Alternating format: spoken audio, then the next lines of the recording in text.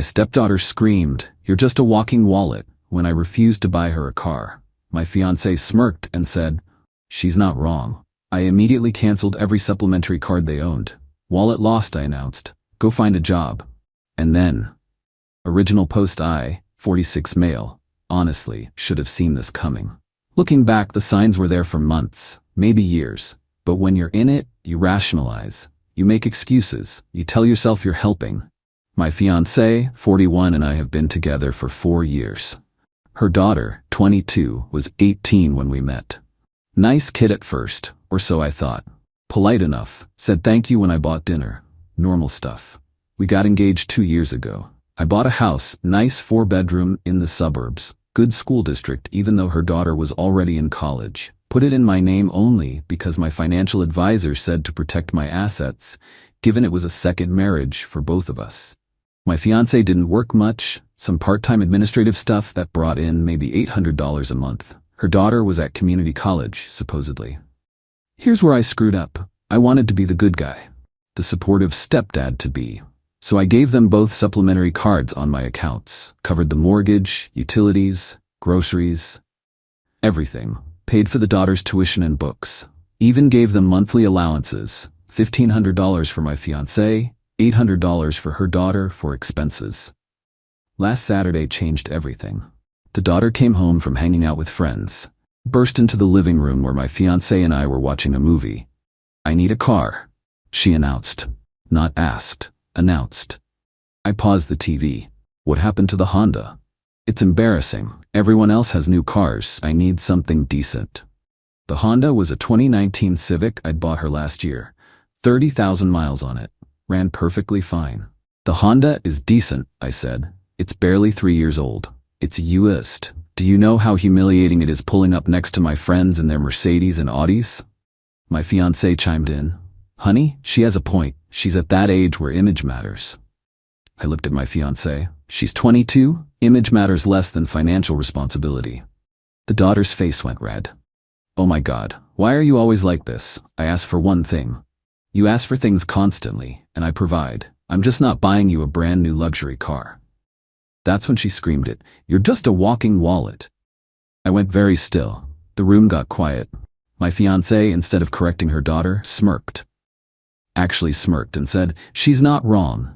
They both laughed, like it was a joke we were all in on. I stood up, walked to my home office, and logged into my banking app. Took maybe 3 minutes to cancel both supplementary cards. Removed them as authorized users. Changed all the passwords. Came back to the living room. They were still laughing about something on their phones. "Wallet lost," I said calmly. "Go find a job." My fiancé looked up. "What?" "You heard me. I just canceled both your cards. The monthly allowances stopped today. You want money? Earn it." The daughter's jaw dropped. "You can't do that." "Just did. Check your wallets." My fiancé jumped up. "Are you serious right now? Over a joke?" Didn't sound like a joke. Sounded like exactly how you both see me. So congratulations, the wallet is closed. I went to bed in the guest room that night. Locked the door. Didn't sleep much. The next morning, I heard the daughter screaming about her card being declined at Starbucks. Then my fiancé's voice, shrill and angry, demanding I fix this right now. I didn't engage. Made coffee, sat in my office, started documenting everything for the inevitable legal mess ahead. Update 1. 5 days later, the entitlement has reached absolutely insane levels. Day 1 after canceling the cards, my fiancé tried every tactic. First came the tears and apologies. "We were just joking. You're so sensitive. Can't you take a little teasing?" I told her, "If that's how you see me after 4 years, we have nothing to build a marriage on." She switched to anger. Started yelling about how I trapped her, how she gave up her independence to be with me, how her daughter needed support through college. I pulled up my records. "Your daughter's enrolled part-time at community college, 6 credits this semester. Her tuition is $890 total. I've been sending her $800 monthly plus paying tuition. Where's that money going?" Silence. Then, "She has expenses." "What expenses?" "I pay her phone bill, car insurance, gas card. What else could she possibly need $800 a month for?" More silence. She stormed out. Day 2. The daughter tried her hand at manipulation. Came to my office door crying. "I'm sorry, okay? I didn't mean it. I was stressed about finals and I took it out on you. You don't have finals, you're taking 2 classes. I checked with the college. Her face changed instantly. The tears stopped. You contacted my school? That's a violation of my privacy. I pay the bills. I'm allowed to verify enrollment. Turns out you've been part-time for 3 semesters, while I've been paying for full-time. College is hard. I needed to ease in. That's fine, but you lied about it, and you've been pocketing the difference in the tuition money I've been sending you. She didn't even deny it, just said, so what? You have plenty of money. I told her she had until the end of the month to find somewhere else to live. Day 3. My fiancé tried a different approach. Showed up in lingerie, tried to seduce me. When that didn't work, she tried to negotiate. What if we go to counseling? Work through this together. There's nothing to work through. You both showed me who you are. But the wedding is in 8 months. We've sent deposits. I'll eat those costs. Better than a lifetime of being someone's ATM. She started crying again, real tears this time. Where am I supposed to go? I can't afford an apartment on $800 a month. That's not my problem anymore. You have until the end of next month. Your daughter has until the end of this month. Day 4. The daughter's real personality emerged. She started stealing food from the kitchen, not eating it, just taking entire packages and throwing them in her room. Broke a picture frame, accidentally. Left passive-aggressive notes everywhere. Thanks for ruining my life on the bathroom mirror and lipstick. Real mature stuff. I installed a lock on my bedroom door and another on my office. Day 5 today. My fiancé's sister called. Started the conversation with, "What the hell is wrong with you?" I let her rant for a minute, then said, "Did your sister tell you what happened?" She said you're kicking them out over a misunderstanding. I explained the whole situation. The wallet comment, the smirk, the lying about college, the entitlement. Her sister paused. Then, okay, that's bad, but you're really gonna throw away 4 years over this. I'm not throwing anything away. They showed me the relationship was transactional. They literally called me a wallet. I'm just accepting reality. You're being vindictive. My sister gave up her prime years for you. Your sister worked part-time by choice and lived rent-free in my house while I paid for everything. She gave up nothing. She hung up on me. But here's where it gets interesting. I got a call from my fiancé's ex-husband yesterday. He asked if we could meet for coffee. We met this morning. He's remarried, seems like a normal guy. We talked for 2 hours. Turns out, this is a pattern. His exact words, she did the same thing to me. Sweet at first, then entitled. Her daughter learned it from her. By the end of our marriage, I was just a paycheck. I'm glad you figured it out before you married her. He told me his daughter, her daughter, his stepdaughter from his ex's first marriage, has pulled this with multiple people, burned through 3 different father figures with the same routine. Get comfortable, get entitled, blow up when they get called out. I asked if he had any advice.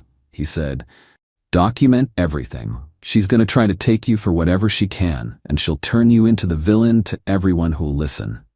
He was right.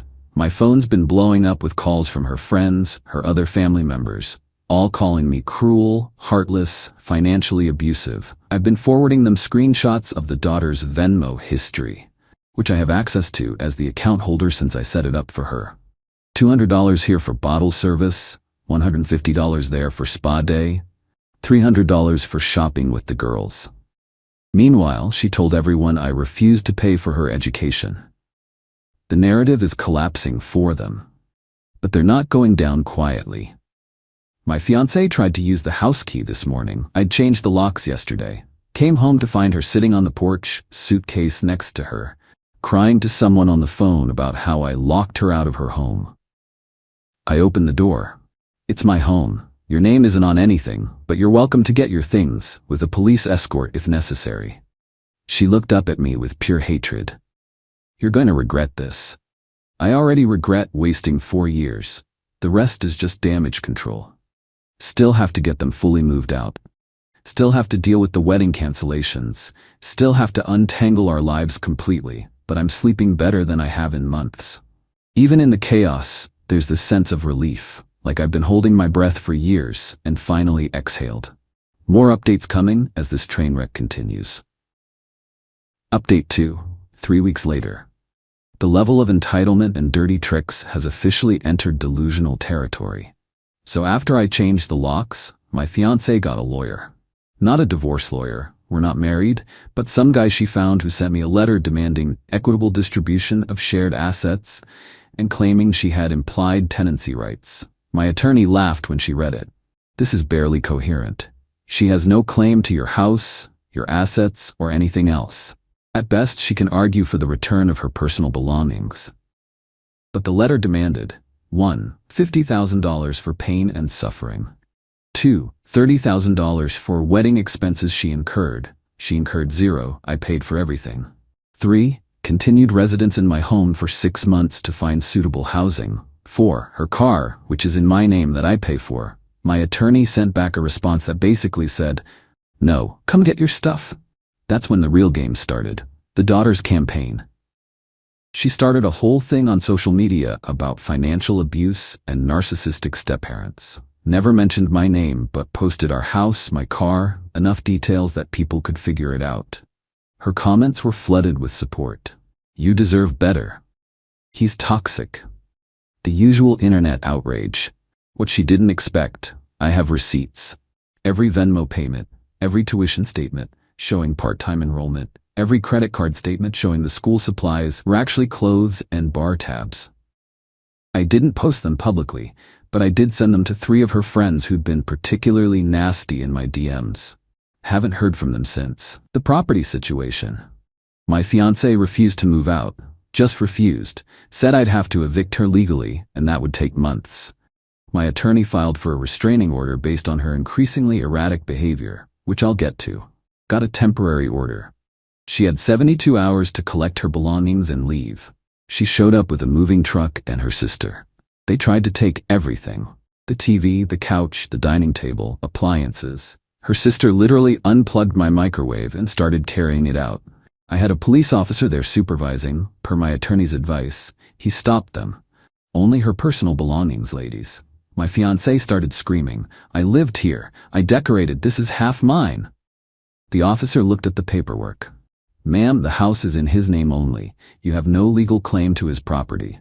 This is robbery. He's stealing from me." The officer was losing patience. "Ma'am, calm down or I'll have to ask you to leave immediately." They took her clothes, some furniture from her bedroom that I'd agreed she could have, and personal items. The whole time, she was sobbing and wailing about everything she sacrificed. Her daughter showed up near the end. Took one look at the situation and said to me, "You know what? I hope you die alone." I didn't react. Just watched her take her stuff and leave. The financial discovery. Here's where it got interesting. After they left, I did a deep dive on the finances. Found some things that made my blood boil. Remember those monthly allowances? My fiancé had been pulling cash advances on the supplementary card before I canceled it. $5,000 total over 6 months. Just cash. No paper trail of what she spent it on. The daughter had been using her card to buy gift cards at grocery stores, then reselling them online for cash. Probably $3,000 worth. Together, they'd been running a side hustle on my dime. I documented everything and sent it to my attorney. She said, "This is fraud. You could press charges." I'm considering it. The dirty tricks intensified. My fiancé started calling my employer, left messages with HR claiming I was unstable and needed help. Tried to say I'd threatened her. HR called me in. I brought my attorney, who presented the timeline, the canceled engagement, the eviction, the restraining order, plus recordings. Legal in my state with one-party consent of some of my fiancé's more unhinged voicemails. HR cleared me immediately and flagged her number. She tried calling my mother next, told her I'd abandoned her and her daughter, that I'd promised to take care of them and was now ruining their lives. My mother, bless her, said, "My son doesn't owe you anything. You should have thought about that before treating him like an ATM." Then hung up. The daughter's escalation. She tried to file a police report claiming I'd stolen her car. The car that's registered in my name, that I make payments on, that I insure. The police called me. I explained the situation, sent them the registration and insurance documents. They called her back and told her it's not her car. She apparently screamed at them about unfair laws and deadbeat stepparents. She also tried to break into the house one night. My new security cameras caught her trying windows and doors at 2 a.m. Filed a police report. They issued her a warning. The financial retaliation: I canceled the car insurance on her Honda. Reported it to the finance company that I'd no longer be making payments and they should repossess it. They got it within a week. She posted about it online. My stepdad stole my car. Multiple people commented pointing out it was never her car legally. She deleted the post. The ex-husband's warning. My fiancé's ex-husband called me again. Hey, heads up, she's probably gonna claim you got her pregnant or gave her an STD or something. It's what she threatened me with when I filed for divorce. We haven't been intimate in 2 months, I said. Doesn't matter. She'll claim it anyway if she thinks it'll get her money. Just be ready. Sure enough, 3 days later I got a text from her. I need to talk to you about my health. There are consequences to what you've done. I didn't respond, forwarded it to my attorney. My response: I'm not playing their games. Every threat, every lie, every manipulation attempt goes to my attorney. I document everything. I don't engage directly. I did, however, take one action that felt good. I sold the engagement ring. Got $8,000 for it, almost what I paid. Put that money toward my legal fees. Also finally canceled the wedding venue and vendors. Lost about $12,000 in deposits. It stung, but it's cheaper than a divorce would have been. Started seeing a therapist, not because I'm traumatized, but because I wanted to understand how I missed the red flags for so long. She's been helpful. Where we stand now, my fiancé is living with her sister in a 2-bedroom apartment. The daughter is apparently couch surfing with friends. Neither one has contacted me, except through attorneys. My attorney sent a final letter demanding they cease all contact, all social media posts about me, and all attempts to contact my employer or family. Threatened harassment charges if they continue. It's been quiet for 3 days, suspiciously quiet. My attorney says that's usually when they're planning something. So I wait. The house feels empty but peaceful. I've been redecorating slowly, donated the furniture she picked out, bought new stuff, making it mine again. Friends ask if I'm okay. Honestly, I'm furious at myself for wasting 4 years, but I'm also relieved. This could have been my entire life. Final update: 2 months later. It's over. Well, as over as these things get. The legal finale. My attorney sent the cease and desist letter, and for a while it was quiet. Too quiet. Turns out they were trying one last play. My ex-fiancée filed a claim in civil court for unjust enrichment, claiming she'd provided domestic services worth $80,000 over 4 years and deserved compensation. Her attorney argued she'd been a homemaker who sacrificed her career to support me and should be compensated for her labor. My attorney tore it apart. Presented evidence that she worked part-time by choice, not because I asked her to quit. I paid for all household expenses, her car, insurance, phone, everything. She received one $1,500 monthly allowance for 4 years, $72,000 total. Her domestic services consisted of occasionally cooking dinner and decorating. The judge was not impressed, dismissed the case, ordered her to pay my legal fees, $4,500. She stormed out of the courtroom yelling about corrupt judges and male privilege. Outside, her attorney literally quit. Told her he couldn't represent someone who wouldn't accept reality. The daughter's downfall. Without my financial support, reality hit her hard. She dropped out of community college completely. Couldn't afford even the part-time tuition. Lost her job at a retail store after 2 weeks because, according to a mutual acquaintance, she spent more time on her phone than working. Her friend group distanced themselves after she tried to borrow money from multiple people and never paid anyone back. Last I heard through the grapevine, she's working fast food and still living with various friends, burning bridges everywhere she goes. The pattern her stepfather warned me about? It's playing out exactly as he predicted. She'll find another mark eventually. There's always someone. My ex-fiancé's reality check. After the court loss, she couldn't pay my legal fees. My attorney put a lien on her car, the one in her name that she'd owned before we met. She had to sell it to pay the judgment. Now she's taking the bus.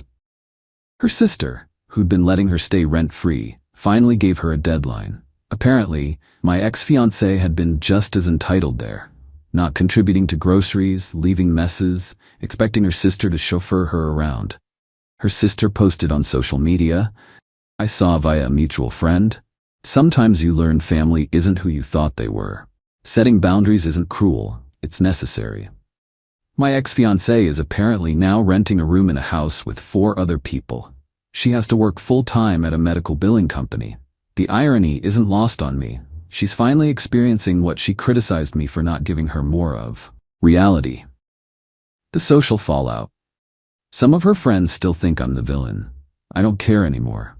The people who matter, my actual friends, my family, they all saw through the manipulation. My mother told me she'd never really liked my ex-fiancé.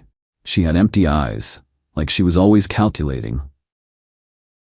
Wish she'd said something earlier, but I get it. You can't tell people who don't want to hear it. Lost a few couple friends in the split. They chose her side. That's fine, showed me they weren't real friends anyway. The expensive lessons, final tally of what this relationship cost me. $72,000 in allowances to my ex over 4 years. $38,000 plus to her daughter.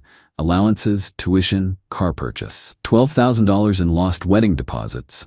$8,500 in legal fees after recovering $4,500. Countless other expenses I didn't track. Nearly $130,000 over 4 years. For what? To be called a wallet? But here's the thing. I learned something about myself. I'd been trying to buy love.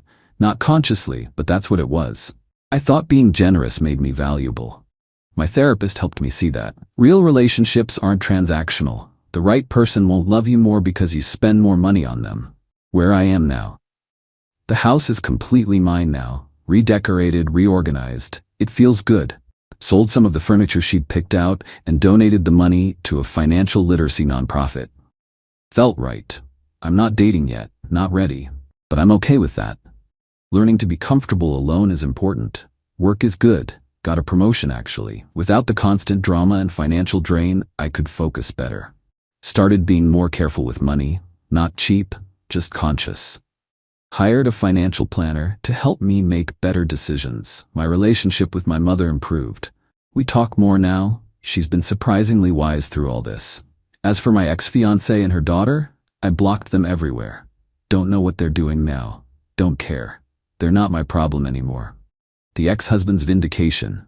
I had coffee with my ex-fiancé's ex-husband one last time. Thanked him for the warning. He said, I'm just glad you got out. I was in for 10 years before I saw the light. You only lost 4. He was right. Could have been so much worse. The final message. About 3 weeks ago, I got a letter in the mail. Handwritten, from my ex-fiancé. It was long, rambling. Started with, I know you probably hate me, and went on for 3 pages. The gist, she was sorry. She understood why I reacted the way I did. She'd been wrong. Her daughter had been wrong. They'd taken advantage. She'd been scared of being alone and had used me. She was working on herself, going to therapy, learning to be independent. Ended with, I don't expect forgiveness. I just wanted you to know I understand now. I read it twice, then put it in a folder with all the other documentation from this mess. Didn't respond. What would I even say? Thanks for apologizing after costing me $130,000 in 4 years. Some things you can't fix with an apology. Maybe she has learned. Maybe therapy's helping her. Maybe she'll be better in her next relationship. But that's not my concern anymore. The real ending. There's no dramatic conclusion here. No perfect revenge. No moment where they realized what they'd lost. They lost a meal ticket. That's all I was to them. And they're managing without me the same way millions of people manage, by working and budging and living within their means. I lost $130,000 in 4 years. But I learned what I'm worth. And it's not measured in dollars. The engagement ring money went to legal fees. The wedding deposits are gone. Some furniture got donated. Life moved on. I'm 46 years old, single, living in a nice house, doing okay. It's not the life I planned, but it's honest. No one's using me. No one's taking advantage. No one's calling me a wallet. And you know what? That's enough. Could this have turned out differently? Sure. If they'd apologized immediately. If they'd shown genuine remorse instead of escalating entitlement. If they'd recognized what they had before they blew it up. But they didn't. And I'm done caring about what could have been. Moving forward is the only direction that matters now. To anyone reading this in a similar situation, trust your gut. When someone shows you they see you as an ATM, believe them the first time. It won't get better. They won't change. You're not being mean by setting boundaries. You're being sane. The wallet is closed permanently. And I'm better for it. That's all, folks. Time to actually move on instead of just talking about it.